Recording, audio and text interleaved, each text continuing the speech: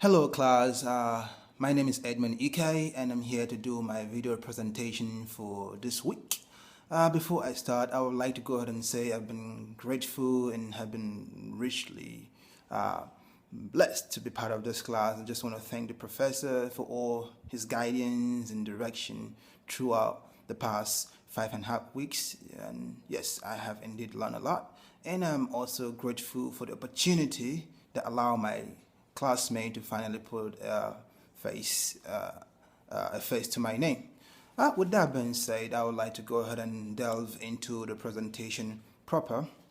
I selected and read the book titled The First 90 Days, written by Michael Watkins, from the list of some of the very interesting books assigned for this week's project.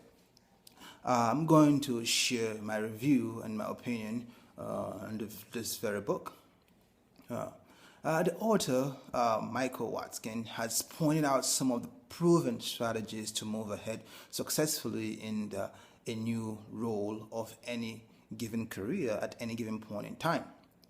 In all work areas, the role of leaders is very valuable and at the same time vulnerable, especially in the first few days, because small differences made by leaders in the first 90 days have huge impact on the organization in the long run. The author has described the structure which helps leaders to diagnose their current situation, create winning strategy, and work on it immediately.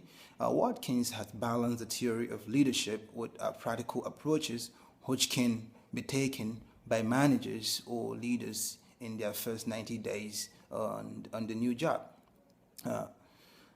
These key steps will help managers to initiate new changes by doing self-assessments and with the help of checklists, doing planning and detailed guidelines of conversations with subordinate, teammates, bosses. The best-selling book describes how to strategize and develop tools in the first 90 days in the new organization that the manager may go faster and accomplish goals sooner than later. The author has defined 10 challenges of transition or steps in order to jumpstart the new position to achieve success no matter the level of leadership. These steps are as follows. All right, let's start with step one is to promote oneself. Promoting oneself. Before starting any new job, it is essential to mentally prepare oneself to adjust to the new role and leave the past behind. It will help to take a kickstart by putting the efforts towards learning the new assignment, the roles in the new position. It is to be understood that every new job is not the same. The thing which makes one successful in previous job may not necessarily ensure success in the current position or in the current job. So it's very important that every leader at any given time to know that if you're a new leader in a new job in their very first few days, to know that yes, they may have had success in their previous job, but what they did before may not necessarily bring them success. So if they put that in perspective, that will help them shape a better vision for the new position. With that being said, then let's go on to step two. Step two is accelerated learning.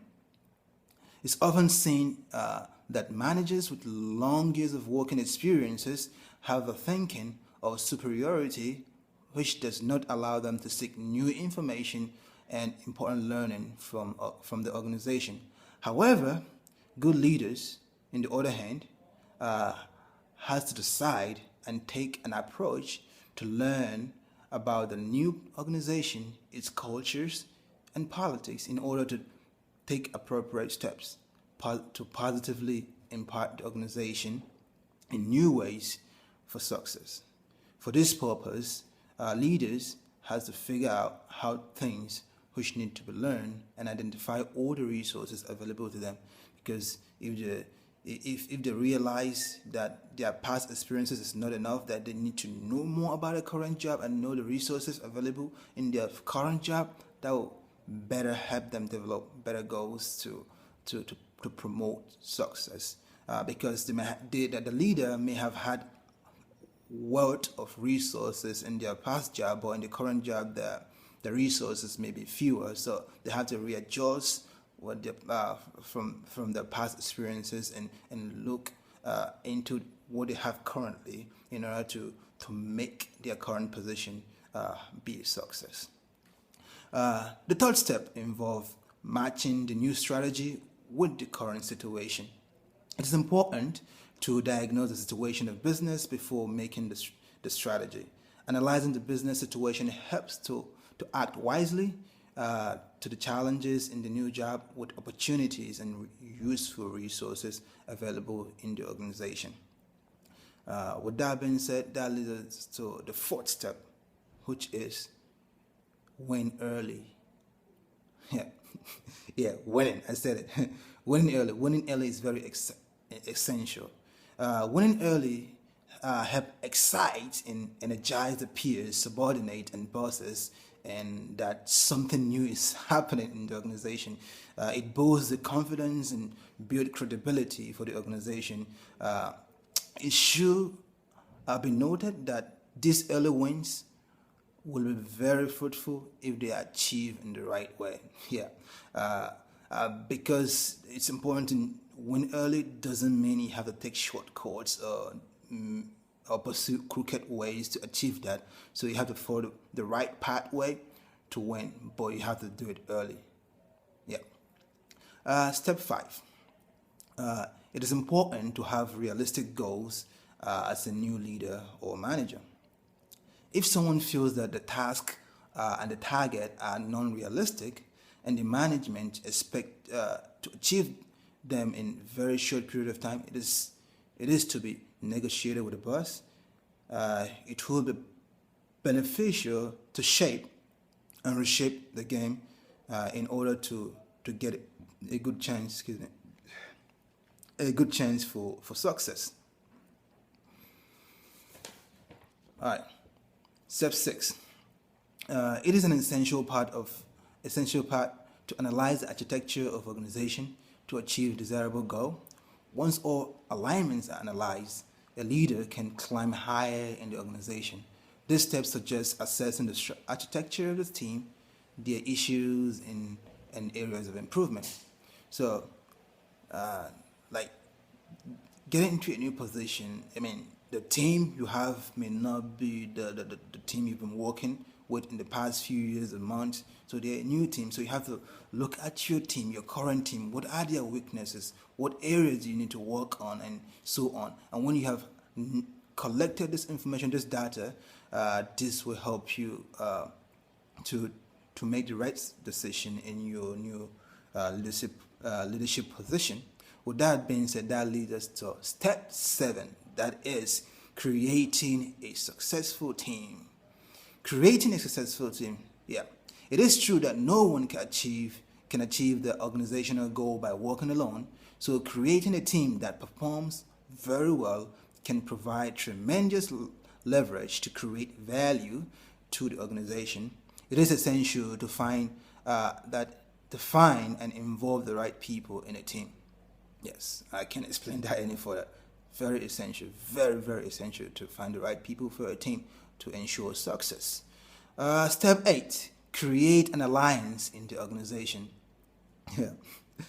It's very important for the new leader to bear in mind that every organization, big or small, has some level of rivalry within the organization. Rivalry is not always a bad thing. It's a good thing. There is good in difference.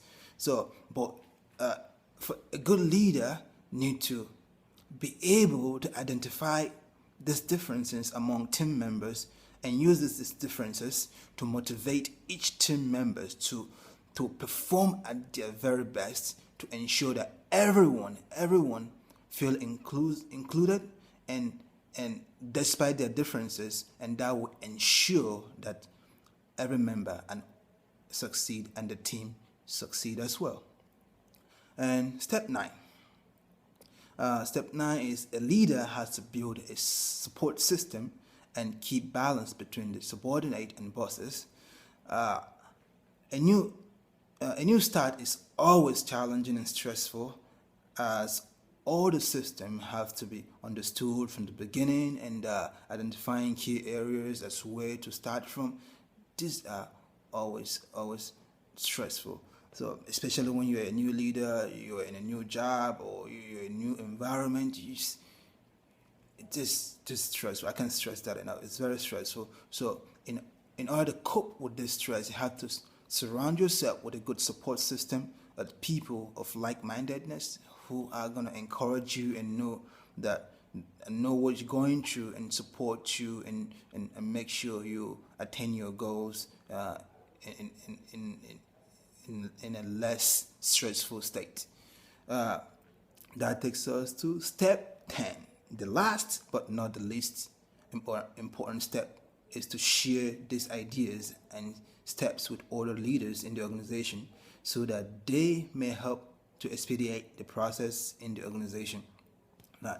So yeah, leaders may have all these ideas, new ideas floating here and there, but if they don't share these ideas with other leaders in the organization, and wanna accomplish all these ideas by themselves, they may find it's very difficult.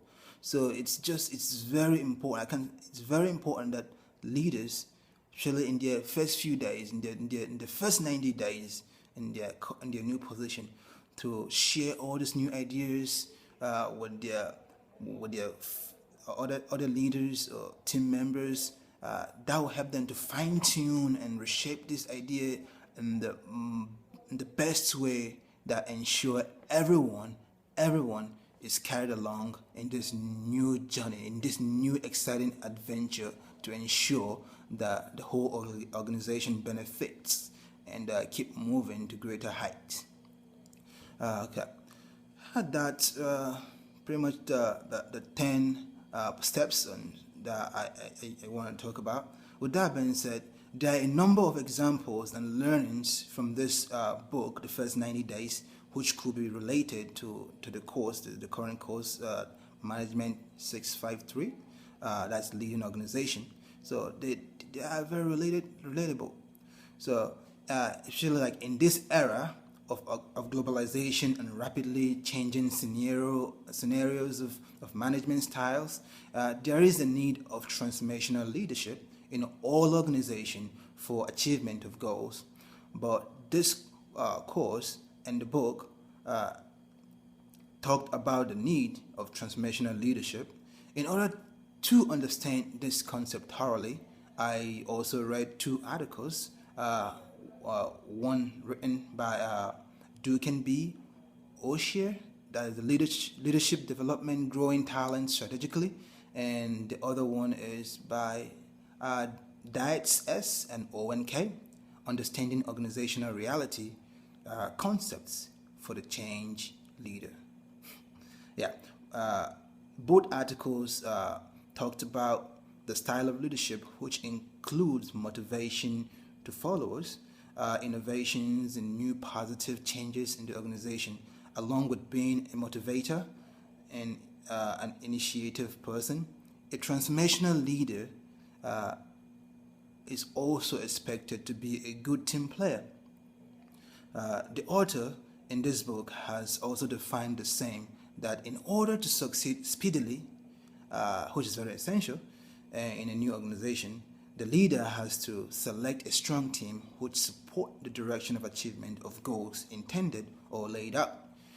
In conclusion, I could understand that to have a distinct identity in a group of managers, especially in your new position in an organization, it is important to be a transformational leader who promotes, rewards, motivates, and innovates the organizations, as well as a good team player, and sensitive and empathetic to subordinate.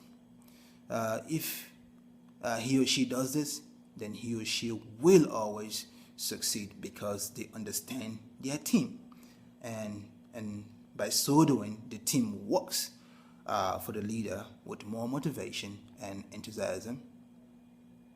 Thank you very much, and that is my presentation. I hope you liked it, and hope you learned a few things that will help you in your new uh, position or in your future position as leaders. Thank you, and have a wonderful day.